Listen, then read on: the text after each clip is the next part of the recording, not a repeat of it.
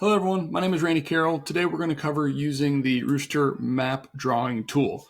Now, first thing I want to say is make sure you are using your company's platform. You do not want to be using the Ruuster app, so make sure you are either in your company's app, on your company's dashboard, or in your own Follow Up Boss.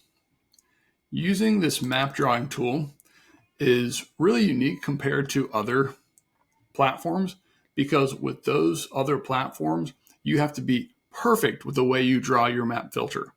With us, you have the option to actually edit your map drawing after you've completed it. So to get to the map drawing, you simply click into Search Listings, click this Draw button on the right-hand side, and draw the shape that you're interested in. Now, y'all may be excellent with technology and draw your maps perfectly every single time, but I have terrible finger dexterity and my drawings don't always end up perfect, or they might need to change later. So by completing this, all these different points, I can then edit how my search looks after the fact. And this is a great feature in the event you want to actually create a map drawing that leaves out a certain segment of your marketplace. So this is something that I think clients have really grown to appreciate.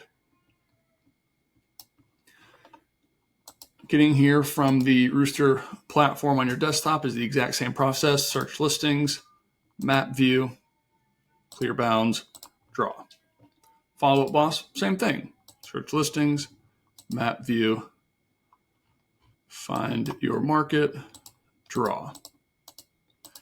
Now, if you're a Follow Up Boss user and this screen is simply too small for you, in the upper right-hand corner, there is a full screen button. You can click here and this will pop open a full screen map view for you. All right, folks, that's all for today. Thanks.